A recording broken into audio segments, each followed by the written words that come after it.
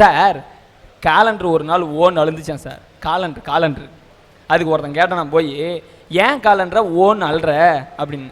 அது காலண்டர் சொல்லிச்சான், அட பாவிகளை, இன்னைக்கெல்லாம் நீங்க ஒண்ணுமே கிளிக்கிறது இல்லை, என்ன மட்டும் ஏன்டா டெய்லியும் கிளிக்கிறங்கன்னு கேட்டுச்சான் சார்.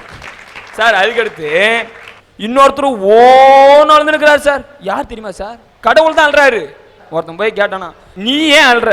உங்களே பார்த்து தான் நாங்கள் அழணும், என்ன பார்த்து நீ அழுறீங்களே. அது கடவுள் சொன்னாராம் சார், பாவிகளை, வெளியே இருக்கக்கூடிய சாதத்தை கோயிலுக்குள்ள என்கிட்ட எடுத்து வந்து வச்சுட்டு வெளியே போகும்போது பிரசாதமா ஆயிடுது. வெளியே இருக்கக்கூடிய பச்சை தண்ணி என்கிட்ட எடுத்துட்டு வந்து வச்சுட்டு வெளியே எடுத்துட்டு போகும்போது அது தீர்த்தம் ஆயிடுது. ஆனால் வெளியே இருக்கக்கூடிய மனிதர்கள் என்கிட்ட வந்துட்டு வெளியே போகும்போது ஒரு புனிதனா போனோம், ஆனா ஒரு மனுஷனா கூட போறது இல்லையடா. அதை பார்த்து தான் நான் வேதனைப்படுறேன், அதே பார்த்து தான் நான் வெக்கப்படுறேன் அப்படின்னு சொல்றாங்க சார் கடவுள். ஔவையாரு கடவுளுக்கு முன்னாடி போய் நின்று, இறைவா முத்தமிழான இயல் இசை நாடகம் என்கின்ற முத்தமிழை கொடு அப்படின்னு தான் சார் ஔவையார் கேட்டாங்க. ஆனா நம்பால் எப்படி தெரியுமா சார், 4 நாள் கருப்புறத்தை போயிட்டு கோயில் முன்னாடி கொளுத்தி போட்டு 4000 வேண்டுதல் வேண்டாங்க சார். 4000 வேண்டுதல் வேண்டாங்க. அதுக்கடுத்து அதில் போனாங்க, இதில் போனாங்க, அங்கே வந்தாங்க, இங்கே வந்தாங்க. ஜாதினையும் விட்டு வைக்கல சார் கடவுளை. ஜாதி என்பது ஒன்று, மதம் என்பது ஒன்று, இனம் என்பது ஒன்று, மனிதனுக்கு இதயம் என்பது ஒன்று, மனிதன் உடலிலே ஓடிக்கொண்டிருக்கக்கூடிய ரத்த நிறம் என்பது ஒன்று. அது உலக மக்களுக்கு சரியாக புரியவில்லை இன்று என்று கடவுள் புலம்புனாரா சார். கடவுள் புலம்புனாரா. மதுரை பக்கத்தில் பரசுராமன் பட்டியல சார், அதாவது சதக் அப்துல்லான்னு ஒருத்தர் ஒரு கோயில் கட்டணும்னு ஆசையா சார். ஒரு கோயில் கட்டணும்னு சதக் அப்துல்லான்னு பேரை சொன்ன உடனே உங்களுக்கு எல்லாம் தெரிஞ்சிருக்கும் அவர் என்ன கோயில் கட்டிருப்பாரு. ஒரு மசூதி கட்டியிருப்பாருன்னு நீங்க நினைச்சுக்கலாம். ஆனால் ஒரு முஸ்லிம் இனத்தை சார்ந்தவர் ஜாதி மதம் பார்க்காமல் ஒரு இந்து கோயிலான முருகன் கோயிலை கட்டினார் சார். முருகன் கோயிலை கட்டினார். அந்த முருகன் கோயிலுக்கு கல்யாண முருகன் கோயில்னு வச்சு இப்ப அதுல எத்தனை ஏழைகளுக்கு கல்யாணம் நடந்திருக்கு தெரியுமா சார்? எத்தனை ஏழைகளுக்கு கல்யாணம் நடந்திருக்கு சார். எங்க ஊர் பக்கத்துல சார் வாய் பேசாத ஒருத்தர் சார், வாய் பேசாத ஒருத்தருக்கு 3 பசங்க சார். 3 பசங்களும் ஊமை சார். அதுல 2வது பையனும் ஊமை சார். ஊமை மட்டும் இல்ல சார், உடல்ல ஊனம் கூட சார். அவனுக்கு உடல்ல ஊனம் கூட சார். அவன் காலை பார்த்தங்கனாவே தெரியும் சார். அவன் 2 காலை பார்த்தங்கன்னா அந்த வழியில போறவங்க எல்லாம் 5 10 போட்டுறணும்னு நினைப்பாங்க சார். ஆனா ஐயோ நம்ம பிச்சை எடுத்துட்டா நம்மளை பிச்சைக்காரன்னு சொல்லிடுவாங்களேன்ற ஒரே ஒரு வேதனைக்காக, ஒரே ஒரு வருத்தத்துக்காக அவன் என்ன தெரியுமா சார் பண்ணான்? அவங்க வீட்டு பக்கத்தில் நிறைய தென்னை மரம் சார். தென்னை மரத்தை ஒரு நாள் அண்ணாந்து பார்த்தான். 2 கால் நல்லா இருக்கிறவன் தென்னை மரத்தை ஏறானே, நம்மளால கால் இல்லையே, நம்ம எப்படி ஏறதுன்னு நினைச்சான் சார். ஆனா ஆளே பார்க்காத போது இவனே அந்த ஊனக்காலை வச்சுட்டு ஒவ்வொரு முறையும் ஏறினா சார். ஏறும் போது ஒவ்வொரு முறையும் கீழே விழுந்தான் சார். இவன் மண்டை ஓடிச்சு சார். அவன் மனசு ஓடல சார். அவன் மனசு ஓடல சார். அவன் மனசு ஓடல சார். அதோட விட்டானா சார். அவன் உடல சார். தென்னை மரத்துல ஏறி தேங்காயை பறிச்சுட்டு கையில எடுத்துட்டு வந்து இன்னொரு அதிசயத்தை பாருங்க சார். சைக்கிள்ல பின்னாடி வச்சான் சார். சைக்கிள்ல பின்னாடி வச்சு கட்டிட்டு சைக்கிள் ஓட்டுறான். நீ அவனை பார்த்தனா சொல்லுங்க சார், எப்படிதான் இவன் சைக்கிள் ஓட்டுறான்னு. யாராவது ஸ்டைலா சைக்கிளை ஓட்டினாங்கன்னா அவன் ஓட்டும் போது பார்க்கும்போது சைக்கிள் அழகா தெரியும் சார். யாராவது பந்தாவா பைக் ஓட்டினா அவன் ஓட்டும் போது அந்த பைக் பந்தாவா எனக்கு அழகா தெரியும் சார். யாராவது காரை வளைச்சு வளைச்சு ஓட்டினா அந்த கார் எனக்கு அழகா தெரியும் சார். ஆனா இவன் சார், இவன் தேங்காயை கட்டிட்டு சைக்கிள் ஓட்டும் போது அந்த சைக்கிள் எனக்கு அழகா தெரியாது சார். அவன் ஓட்டவனுடைய முகம் தான் சார் எனக்கு அழகா தெரியும். முகம் தான் சார் எனக்கு அழகா தெரியும். அதோட உள்ள சார் அவன் போயிட்டு அந்த பஜார்ல உட்காந்து இளநீ எல்லாம் வித்துட்டு கடவுள் தூங்குறதுக்குன்னு ஒரு கொஞ்ச நேரம் கொடுத்துருக்காரு சார். அந்த கொஞ்ச நேரத்தை கூட வேஸ்ட் பண்ணாம வீட்டுல உட்காந்து பீடி சுத்துறான் சார். பீடி சுத்தி அவங்க குடும்பத்தை இன்னைக்கு அவன் தான் சார் பிரகாசமா காட்டிருக்கிறான். அவன் தான் சார் பிரகாசமா காப்பாத்திருக்கிறான். அந்த மாதிரி இருக்கக்கூடிய உள்ளம் எங்க? 2 கை காலெல்லாம் வச்சுட்டு சுத்திட்டு ஏமாத்திட்டு பிச்சை எடுத்துட்டு இருக்கிறாங்க. அந்த மாதிரி உள்ளம் எங்க சார்? கடவுள் அந்த மாதிரி ஆளை பார்த்து தான் சார் கேட்கிறாரு, இந்த மாதிரி எல்லாம் ஏன்டா நீங்க வாழ மாட்டேன்றீங்க? கடவுள் என்ன நீங்க தயவு செஞ்சு யாரும் தேடாதங்கடா பாவிகளை. அவனே தான்டா கடவுள். இந்த உலகத்துக்கு அவன் ஒண்டியா போதுனா கடவுள் அப்படின்றதுக்கு உதாரணம். கடவுள் அவனை பார்த்து கையெடுத்து கும்பிட்டாரா சார்? அற்புதமாக அப்படி வாழக்கூடிய ஒரு தன்னம்பிக்கையோடு வாழக்கூடிய ஒரு மனிதரை பற்றி சொன்னீர்கள். அந்த பையன் பேர் என்ன? பையன் பேரு சிங்காரவேலன் சார். சிங்காரவேலு. ஓகே. அந்த பையனோட அப்பா வாய் பேச முடியாதவர். இந்த சிங்காரவேலுக்கு வாய் பேசுறது மட்டுமல்ல, காலு சரியில்லை, ஊனம். அதுலயும் கூட ஊனப்படாமல் அவர் எப்படி தென்னை மரத்தில் ஏறி உடைத்திருக்கிறார். அவர் அதையும் மீறி எப்படி பீடி சுத்தி தன்னுடைய குடும்பத்தை காப்பாற்றி இருக்கிறார் என்று அப்படிப்பட்ட உழைக்கக்கூடிய இதயங்களிடத்தில் தான் இறைவன் இருக்கிறார் என்று ராஜேந்திரன் சொன்னவுடன் அப்படிப்பட்ட மனிதரை பார்க்க வேண்டும் என்ற எண்ணம் உங்களுக்கு தோன்றுவதைப் போல சன் டிவியினுடைய அரட்டை அரங்கத்தை சார்ந்த எங்களுக்கும் தோன்றிய காரணத்தால் அந்த சிங்காரவேலுவை நாங்கள் வர சொல்லி இருந்தோம்.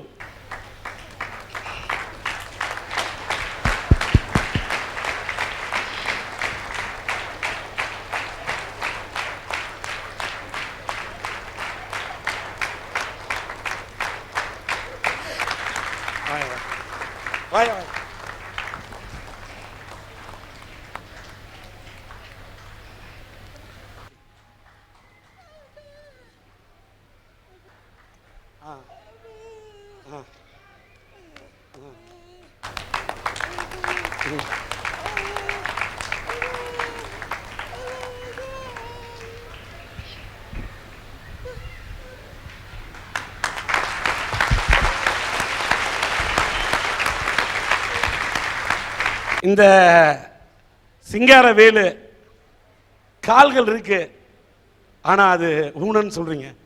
ஹெலன் கெல்லர் ஒரு கருத்தை சொன்னார். கண்ணு இருந்தும் படிக்காதவன், கால் இருந்தும் உழைக்காதவன், கையிருந்தும் ஈயாதவன், மனம் இருந்தும் இறங்காதவன், மூளை இருந்தும் பயன்படுத்தாதவன், அவன் தாயா உண்மையான ஊனம் என்று சொன்னார்.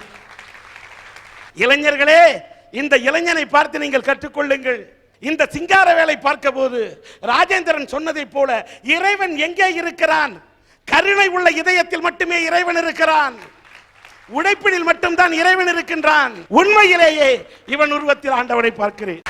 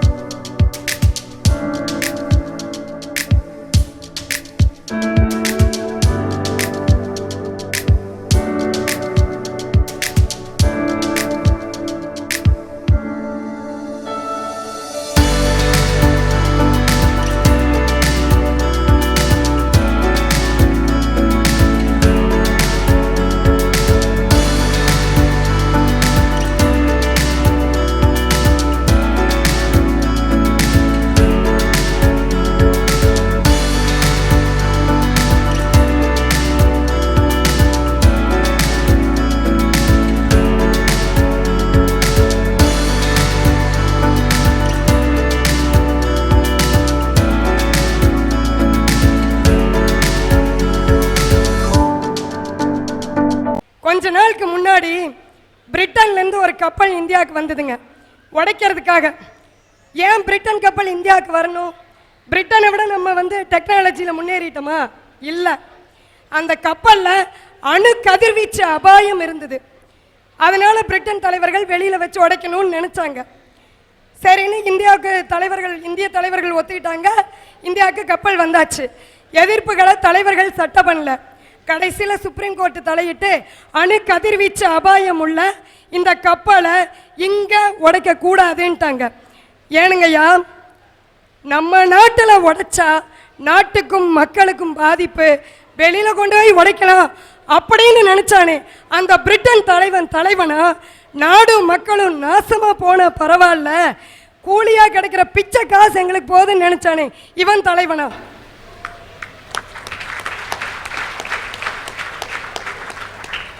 சிறப்பு பொருளாதார மண்டலம்னு ஆரம்பிக்கிறாங்க சார் தலைவர்கள். அது என்னன்னே தெரியலைங்க. இந்த சிறப்பு பொருளாதார மண்டலங்கள் மட்டும் எல்லா மாநிலத்திலையும் விளைநிலங்கள் பக்கமே போகுது ஆச்சுங்களா. அந்த சிறப்பு பொருளாதார மண்டலத்தில் கம்ப்யூட்டர், பிளாஸ்டிக் பொருள், சிறு தொழில் இப்படி தான் ஆரம்பிக்கிறாங்க. ஏன் நம்ம வேளாண் விஞ்ஞானி MS சுவாமிநாதன் சொன்னார், விவசாயத்துக்காக ஒரு சிறப்பு பொருளாதார மண்டலம் ஆரம்பிங்கன்னு. அப்படி ஆரம்பித்து நம்ம விவசாயிகளை ஏன் சார் தலைவர்கள் காப்பாற்றக்கூடாது? சார் கோயில் எது சார் கோயில்? 1000 வருஷத்துக்கு முன்னால திருமூலர் அற்புதமாக ஒரு வரியில் சொல்லியிருக்காருங்க சார். உள்ளம் பெருங்கோயில் உன்னுடம்பு ஆலயம்னு சொன்னாருங்க சார். டே மனிதா, உன்னுடைய உள்ளம் தான் உனக்கு கோயில்னு சொன்னாருங்க சார். யாராவது இன்னைக்கு நம்ம நினைக்கிறோமாங்க சார் அதை? சார் கிரிக்கெட்டில் 1 டே மேட்ச் பார்த்துருப்பீங்க சார். ஆனால் 1 டே சாமியை பார்த்துருக்கிறீங்களா நீங்கள்? தமிழ்நாட்டில் அற்புதமான கோயில் சார் திருவண்ணாமலை. கார்த்திகை தீபம் ஜோஜோன்னு ஜொலிச்சு அங்கே கடவுள் காட்சி அளிக்கிறார். இந்த 1 டே சாமின்னு சொன்னோம் பார்த்தீங்களா, அங்கே தான் சார் அவங்க உருவெடுக்கிறாங்க. இந்த கிரிவலம் பார்த்தீங்கன்னா பௌர்ணமி அன்னைக்கு வருவோம் சார். அந்த 1 டே சாமி பாருங்க, கிரிவலத்துக்கு முன்னாடி நாள் ஐயா இருக்க மாட்டார், கிரிவலத்துக்கு அடுத்த நாள் அட்ரஸே இருக்க மாட்டாருங்க சார். எங்கிருந்து வராருன்னு தெரியலைங்க சார். பௌர்ணமி அன்னைக்கு ஷார்ப்பா 6 மணிக்கு ஐயா அங்கே அப்பியர் ஆயிடுறாரு. அவர் பார்த்தீங்கன்னா வரும்போது நல்ல டைட் ஜீன்ஸ் போட்டு பந்தாவை பேக்கை மாட்டிட்டு வருவாருங்க சார். வந்து தன்னுடைய ட்ரெஸ் எல்லாம் கலத்தி போட்டு அவருடைய யூனிஃபார்மை போட்டு பேக்லேருந்து எடுப்பார் பாருங்க சார். கடவுளை எடுத்து முன்னால் வச்சுட்டு வர்ற வழியில் பெருக்கிட்டு அந்த 4 கல்லை சுற்றியும் வச்சுக்கிட்டு 100 கிராம் மஞ்சத்தூள், 50 கிராம் குங்குமம், கோயில் ஓவர் சார். அன்னைக்கு நைட்டு இவர் பண்ணுறாரு பாருங்க சார் வசூல். நாமெல்லாம் ஒரு மாதம் பூரா ஓடி ஓடி ஓடி ஓடி உழைச்சாலும் அந்த வசூலை ஈடு கட்ட முடியாதுங்க சார். அவ்வளவு அற்புதமாக வசூல் பண்ணுறாங்க. தன்னுடைய மனம்போன போக்கில் போகிற ஒரு சில மனுஷங்களை பார்த்து கேட்குறாரு சார் கடவுள், இன்னும் என்ன நீங்கள் என்னடா செய்ய போறீங்கன்னு கேட்குறாரு சார். கேட்குறாரு. சபாஷ். நீதித்துறை இருக்குது பாருங்க. இன்னைக்கு வந்து ஜனநாயகத்தோட முதல் தூண் நீதித்துறைன்னு சொல்கிறோம்.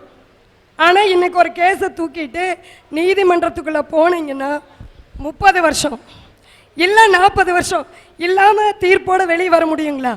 இந்த நிலைமைக்கு யார் காரணம்? எங்கள் தலைவர்கள் தான். எப்படின்னு கேட்டிங்கன்னா, எம்எல்ஏக்கு சம்பளத்தில் நிதி ஏற்றிக்கிறாங்க, எம்பிக்கு தொகுதி மேம்பாட்டு நிதி பத்தில் ஏற்றிக்கிறாங்க, நல்லா இருக்கிற தலைமைச் செயலகத்தை இங்கிருந்து அங்கே கட்ட நிதி ஏற்றுறாங்க. ஆனால் நீதித்துறைக்கு நிதி ஒதுக்குறாங்களா? கிடையாது. நீதித்துறை வந்து பல்லு புடுங்கின பாம்பா சவள குழந்தையா இருக்கிறவரை தான் எங்கள் தலைவர்களில் பெரும்பாலானவர்களுக்கு பாதுகாப்பு. அதை பூஸ்டப் பண்ணிட்டா அடுத்த கணம் பெரும்பாலான தலைவர்கள் உள்ளே இருக்க வேண்டி போயிடும். அதனால கொல்லிக்கட்டையில் தலை சொறிகிற வேலையை எங்கள் தலைவர்கள் செய்வாங்கங்களா? செய்ய மாட்டாங்க. எப்படின்னு கேட்டிங்கன்னா, கனடா இருக்குது பாருங்க. கனடாவில் 10 லட்சம் பேருக்கு 75 ஜட்ஜ் இருக்கு. அமெரிக்காவில் 10 லட்சம் பேருக்கு 105 ஜட்ஜ் இருக்கா.